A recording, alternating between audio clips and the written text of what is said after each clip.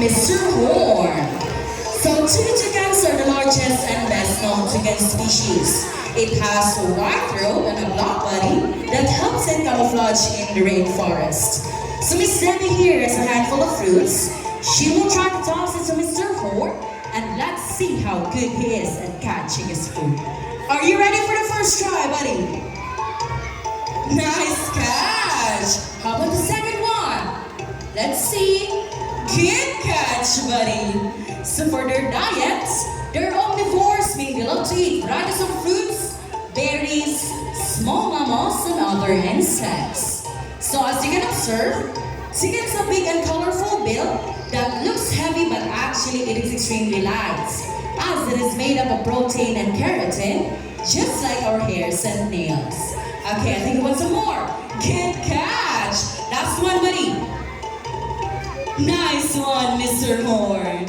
So there are a total of 14 chicken species around the world, and one thing they have in common is their large and beautiful bill. So they can also be found in Paraguay, Peru, and Brazil. Okay, I think Mr. Horn is excited to go home now. So a round of applause for our chicken named Mr. Horn. And of course, thank you so much, Miss Debbie. And since we're already in Brazil, let's meet Mr. Horn, Annie, and Rudy, together with their mentors, Miss Jihan and Mr. James. So I'll hand it to them for a moment. Thank you, Miss Jisa. Again, everyone, this is our Yellow Crown Amazon parrot named Lani and Rudy. Yellow Crown Amazon parrot is the most commonly kept Amazon due to its talking ability and playfulness. That's right. Mimic is the happy sound of what they hear every day. Can you say hi? They can mimic different sounds of animals, just like a rooster, a cat, and a dog, and also mimic a telephone ringing. But the rooster.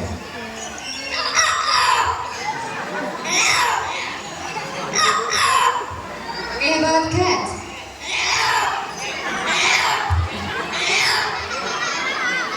Rudy, can you bark?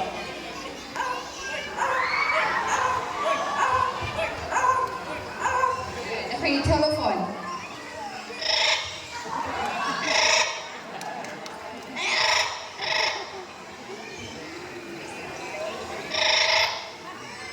Okay, whistle.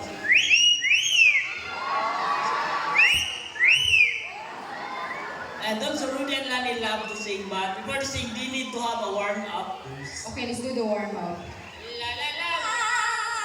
La la la. Okay, how about the first song?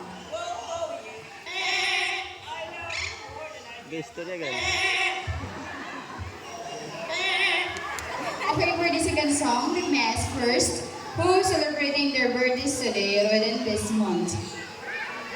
Okay, hi, happy birthday, and listen carefully because Lani and Rudy will sing a happy birthday song. Can you sing happy birthday?